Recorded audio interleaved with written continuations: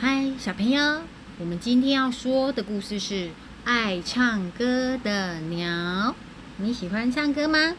这是一只爱唱歌的鸟哦。我们来听听看，它发生了什么事情呢？爱唱歌的鸟。春天到了，又到了音乐的季节。小鸟一哥好兴奋哦，因为他知道春天是歌唱的季节，他等不及想唱出第一首歌。所以在清晨大合唱的时候，大家都开始唱歌咯。一哥也跟着大家一起唱呢。哎呀，真可怕，真可怕！谁毁了我们的音乐会？另外一只鸟问。是一哥，是一哥。第三只鸟也说，他唱得真难听。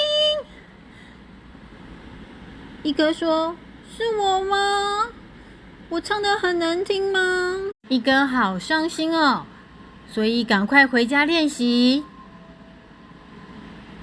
经过了1个礼拜，一哥觉得自己进步很多咯，所以他又回到了朋友身边，开始大声的唱。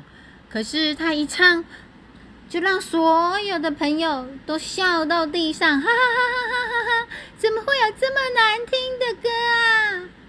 一哥想，我应该上音乐课，我来找鹅夫人好了。一哥找到了鹅夫人，请你教我音乐吧。鹅夫人说，没有问题，没有问题，包在我身上。唱歌是很容易的事情，每个人都可以做得到哦。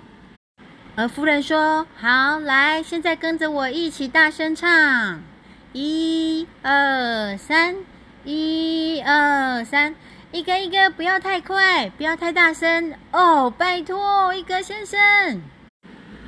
鹅夫人也快要受不了。鹅夫人因为教一哥教太久，结果自己的声音也变得唱得很难听。他跟一哥说，一哥，对不起，我没有办法了。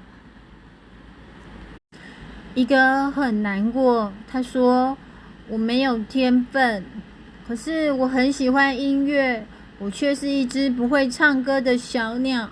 哼，我讨厌我自己，我再也不要唱歌了。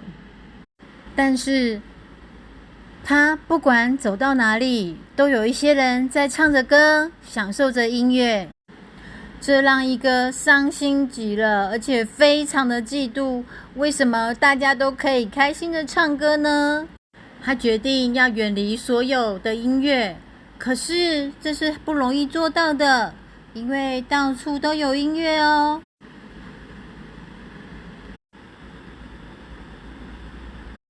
过了好几天，他越过了一大片草原，他决定在一颗岩石上休息。这里是一个很安静的地方，一哥想想这里安静多了，所以呢，一哥收集了好多小树枝，决定在这里筑巢。